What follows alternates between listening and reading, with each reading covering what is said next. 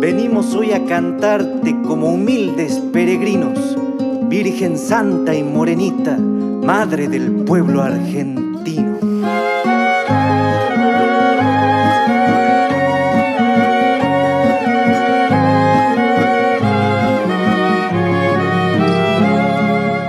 Virgen Morenita, Virgen milagrosa, oh Virgen Morenita, te elevo mi cantar.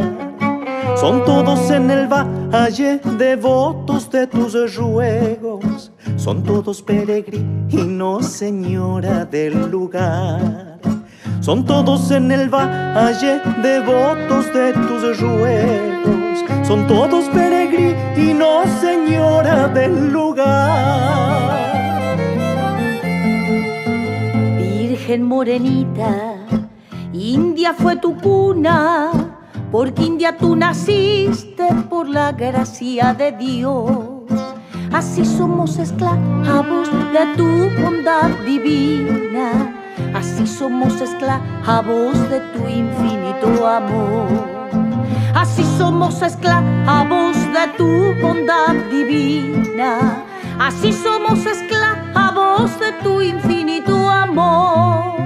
Así serás, Virgen mía, mereces el respeto y la veneración.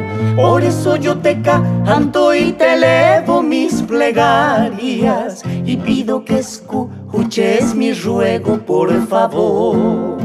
Por eso yo te canto y te elevo mis plegarias y pido que escuches mi ruego, por favor.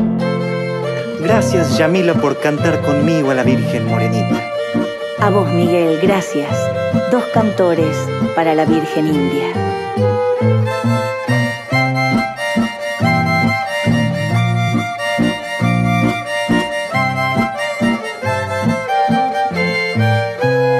Virgen Morenita, Santa Inmaculada, oh Virgen de este valle, Señora del lugar. Tú gozas del respeto y cariño de tus hijos, así los peregrinos te rezan en tu altar. Tú gozas del respeto y cariño de tus hijos, así los peregrinos te rezan en tu altar. Virgen Morenita, India te llamamos, porque India tú naciste por la gracia de Dios. Así somos esclavos de tu bondad divina, así somos esclavos de tu infinito amor.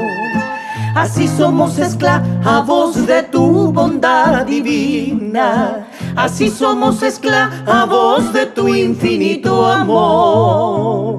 Así serás, Virgen mía, mereces el respeto y la veneración.